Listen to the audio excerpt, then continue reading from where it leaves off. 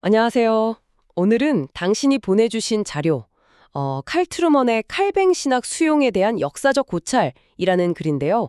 이걸 좀 깊이 파고들어 볼까 합니다. 이게 2011년에 나온 교회사와 종교문화 저널에 실렸더라고요. 네, 이번 탐구의 목표는 아주 명확합니다.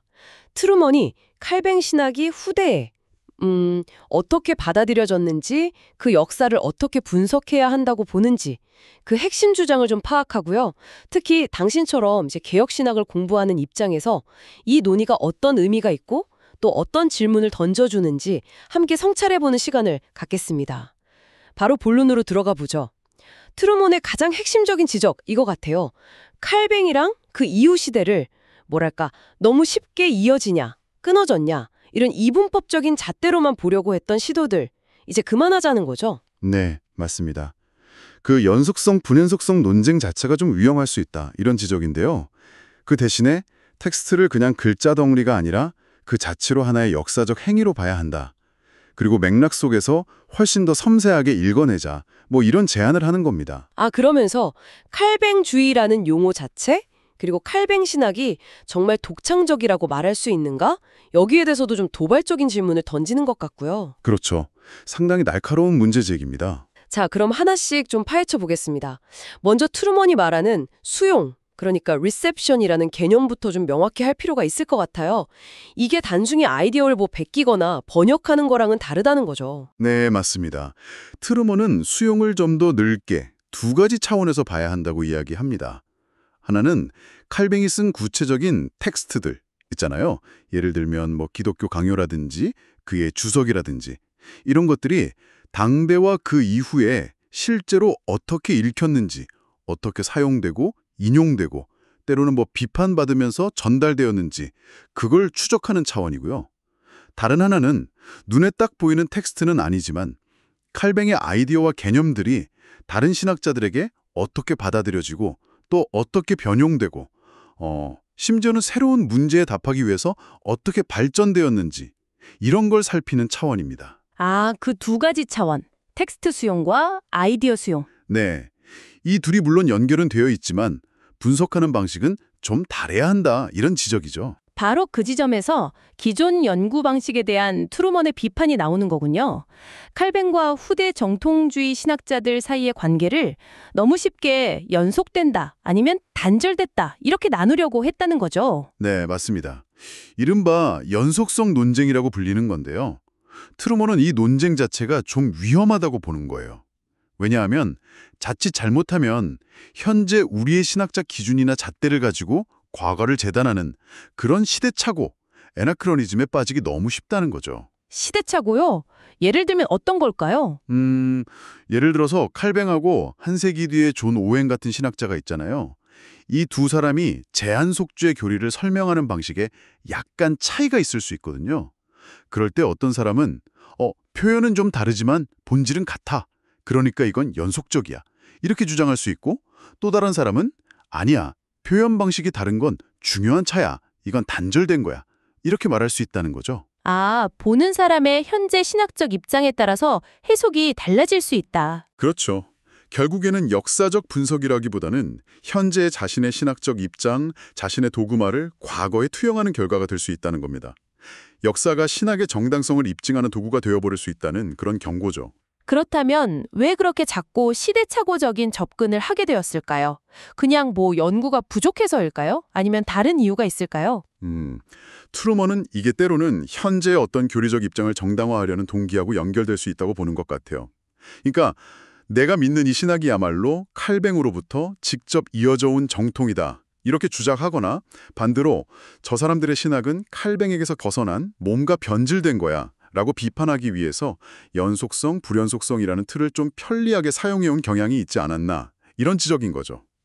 그래서 트루먼은 텍스트를 역사적 행위로 보자고 제안하는 거군요. 그냥 종이 위의 글자가 아니라 특정 시점, 특정 공간에서 어떤 목적을 가지고 수행된 하나의 행동으로 이해하자는 거네요. 네, 정확합니다. 어떤 텍스트든 그게 진공 상태에서 쓰인 게 아니잖아요. 그 텍스트가 쓰인 당시의 동시대적 맥락, 뭐 예를 들면 당시의 정치, 사회, 문화, 지성사적 배경 같은 거겠죠, 이것과. 그 텍스트가 또 후대에 어떻게 읽히고 해석되었는지를 보여주는 통시적 맥락도 같이 고려해야 그 의미를 제대로 파악할 수 있다는 겁니다. 동시대적 맥락과 통시적 맥락. 네. 그래서 역사가는 이런 질문을 던져야 한다는 거예요. 이 후대의 저자는 칼뱅의 글이나 사상을 자기 시대의 상황과 필요 속에서 어떤 의도를 가지고 또 어떻게 활용하고 있는가. 이렇게 질문을 바꿔야 한다는 거죠. 그렇게 질문하면 과거 인물들을 단순히 뭐 우리 편이냐, 적이냐 이렇게 나누는 이분법에서 좀 벗어날 수 있겠군요. 체를 완전히 버리자. 뭐 이렇게 말하는 건 아니죠. 오히려 더 신중하고 뭐랄까 다층적으로 사용하자고 제안하는 것 같아요. 세 가지 종류의 연속성을 이야기하던데요. 아, 네, 맞아요. 그 점이 중요합니다. 연속성 개념 자체를 폐기하자는 게 아니라 더 정교하게 사용하자는 거죠. 첫째는 교리의 연속성입니다. 예를 들어서 그리스도의 신성과 인성이 한 인격 안에서 온전히 연합되었다는 위격적 연합교리 같은 거요. 이런 기독교 신앙의 핵심적인 내용들은 칼뱅과 후대 개혁파 정통주의 사이에 아주 분명한 연속성이 있다는 점에는 뭐 큰 이견이 없을 겁니다. 네, 그건 그렇죠. 근데 여기서 트루먼이 좀 흥미로운 지적을 하는데요.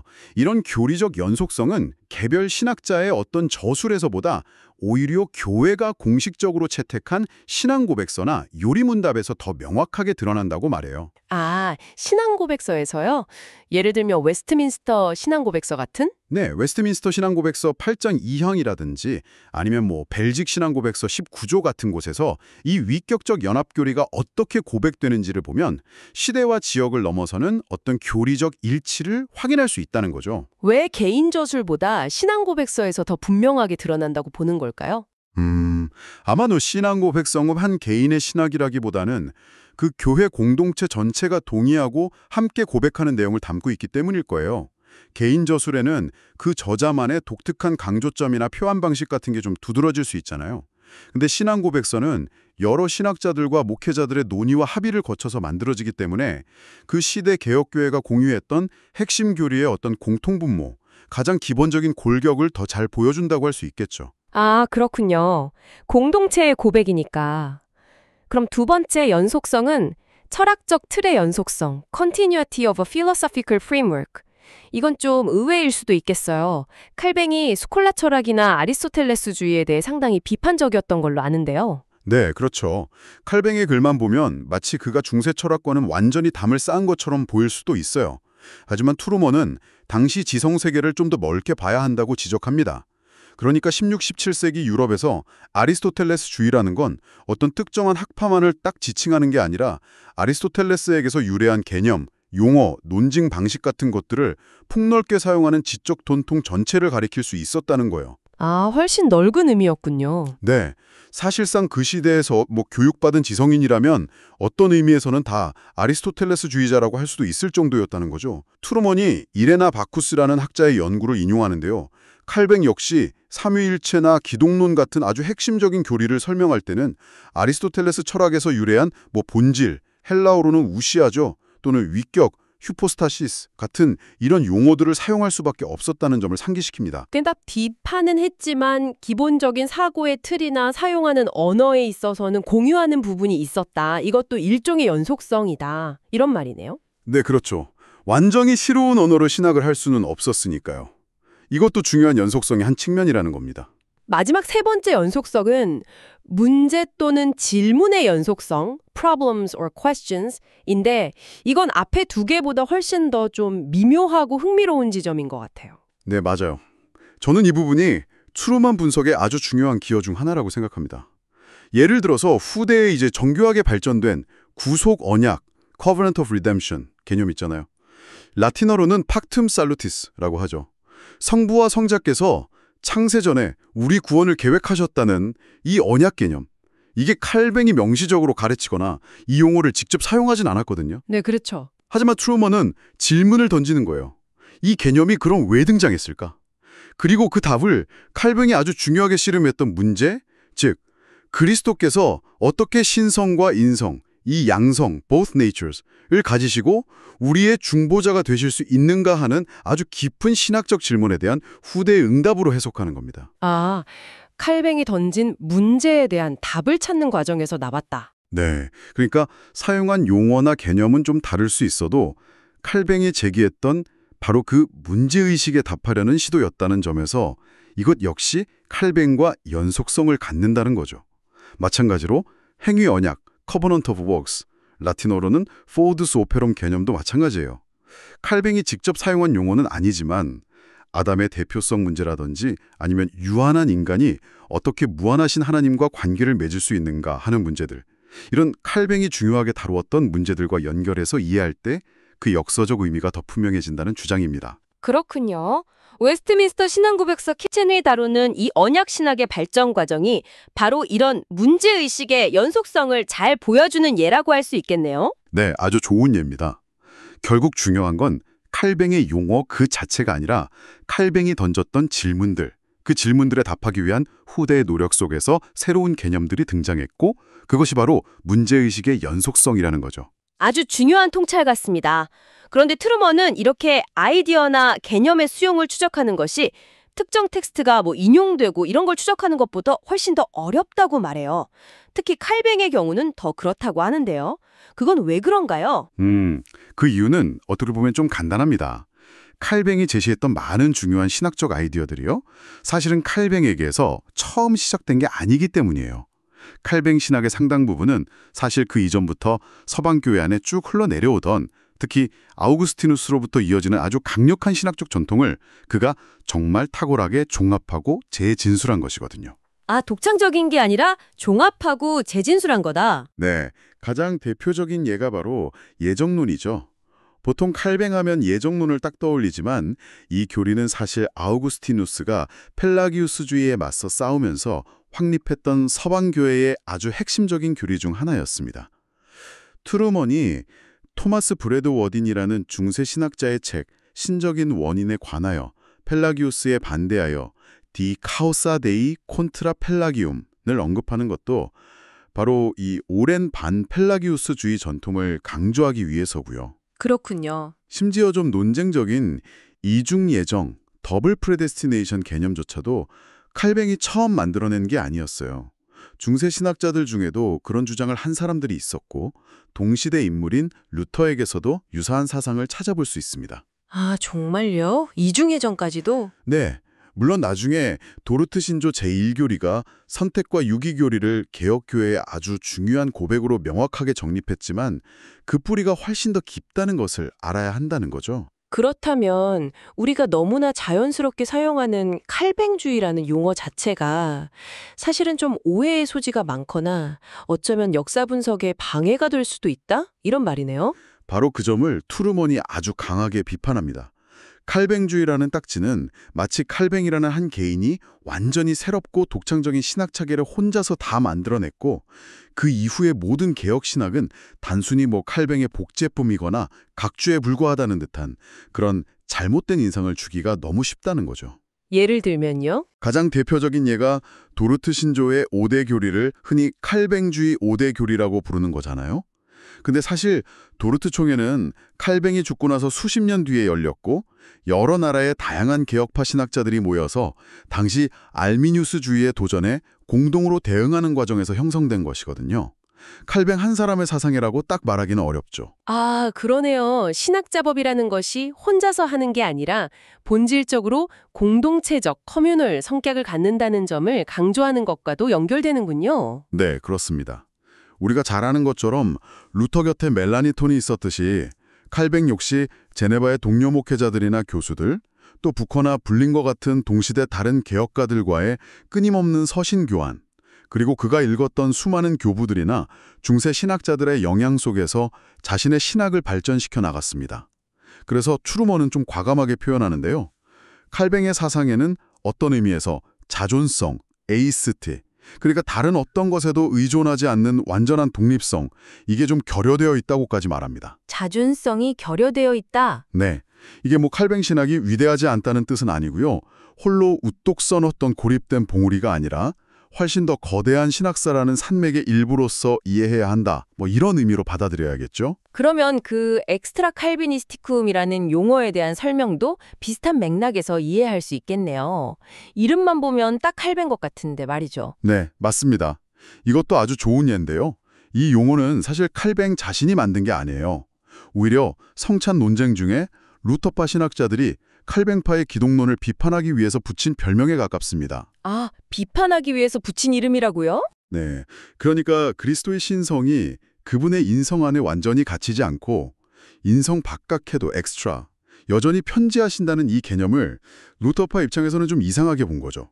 하지만 트루먼은 지적하기를 신성이 인성에 의해서 완전히 제한되거나 포괄되지 않는다는 생각 자체, 즉 유한은 무한을 담을 수 없다. 피니텀 논 카팍스 인피니티라는 이 기본적인 기독론적 구조는 이미 교부 시대의 아타나시우스나 중세의 토마스 아퀴나스 같은 인물들에게서도 발견할 수 있는 아주 전통적인 가르침이었다는 거예요. 그렇군요. 이름은 칼뱅이 붙었지만 내용은 전통적이었다. 그렇죠. 물론 칼뱅이 이 개념을 성찰론과 연결해서 아주 독특하게 사용한 방식이나 또 성례 안에서 신자와 그리스도의 그 신비로운 연합을 설명하는 그의 풍부한 언어 같은 것들은 주목할 가치가 충분히 있습니다.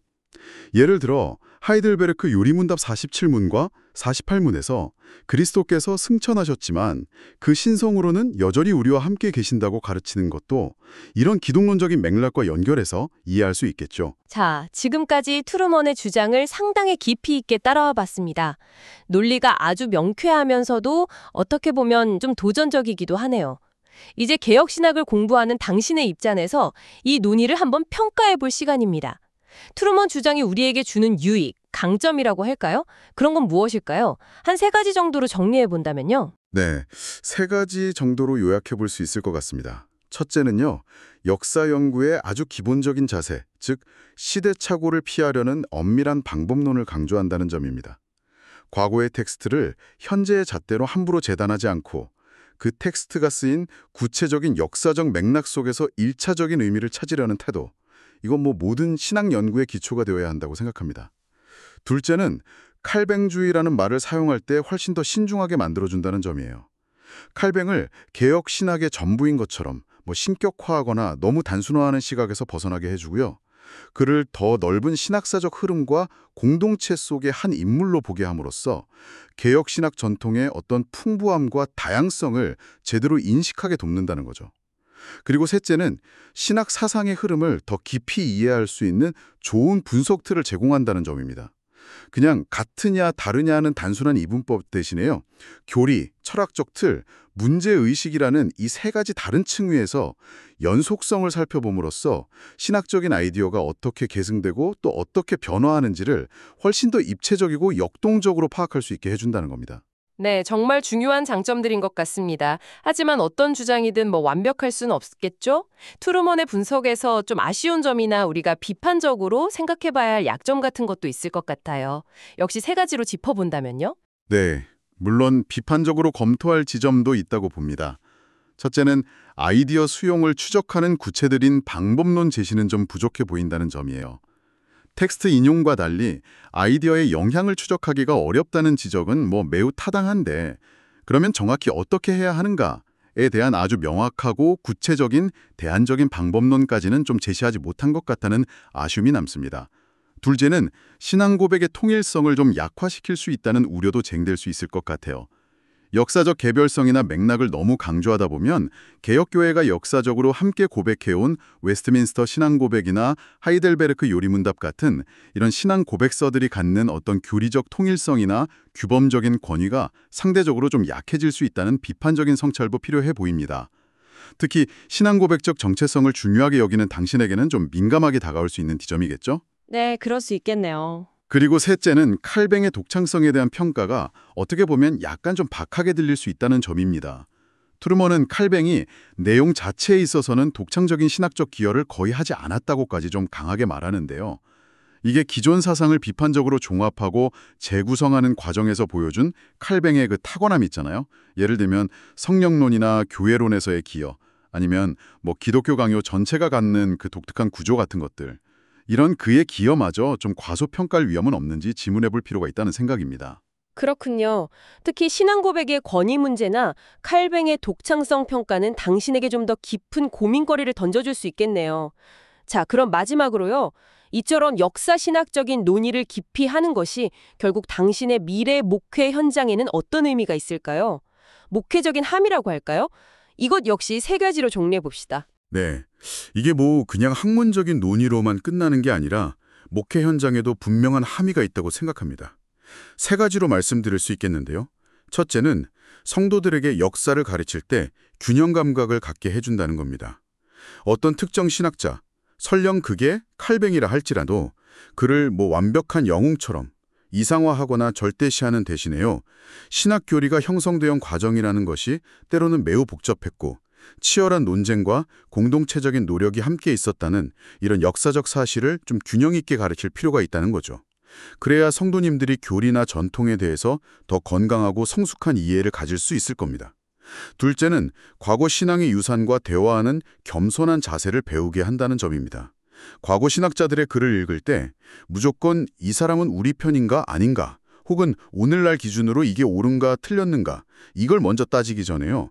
그들이 어떤 시대적 상황 속에서 어떤 질문과 씨름했는지를 먼저 이해하려고 노력하는 자세, 이게 필요하다는 거죠. 트루먼의 분석은 이런 역사적 공감 능력을 키우는데 분명히 도움을 줄 수 있습니다. 그리고 마지막 셋째는 신학을 하는 우리 자신의 겸손함을 일깨워준다는 겁니다. 아무리 위대한 신학자라고 해도 오류 가능성이 있고 모든 답을 다 가진 존재는 아니잖아요. 신학이라는 것은 어떤 완성된 시스템이라기보다는 성경이라는 최종 권위 아래에서 계속 질문하고 답을 찾아가는 여정이라는 것을 인식하는 게 중요합니다. 네. 이걸 깨달으면 목회자가 자신의 이해만이 절대적인 것처럼 주장하지 않게 되고요. 다른 시대의 다른 배경의 목소리에 더 귀 기울이고 배우려는 그런 겸손한 태도를 갖게 될 것이라고 생각합니다.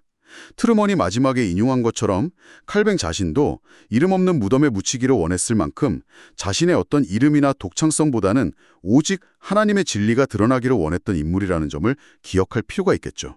네, 오늘은 칼 트루먼의 글을 통해서 칼뱅 신학 수용사를 바라보는 아주 흥미로우면서도 또 유익한 관점을 함께 살펴보았습니다. 연속이냐 단절이냐는 그런 익숙하지만 때로는 좀 피상적일 수 있는 이분법을 넘어서서요.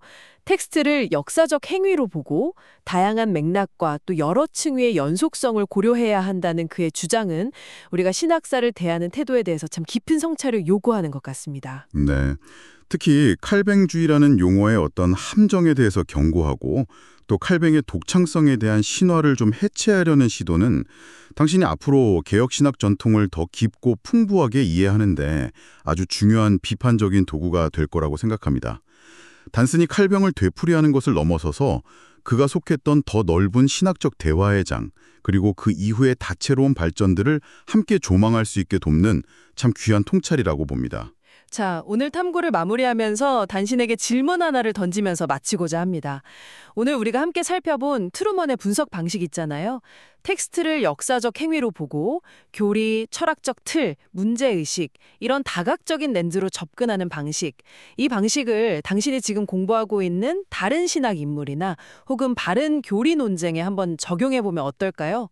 예를 들어서 아우구스티누스와 펠라기우스의 그 은총 논쟁이라든지 아니면 루터와 치빙글리의 성찬 논쟁 같은 것을 이 틀로 다시 한번 분석해 본다면 혹시 이전에는 보지 못했던 어떤 새로운 통찰이나 질문이 떠오르지 않을까요? 한번 깊이 생각해 보시길 바랍니다.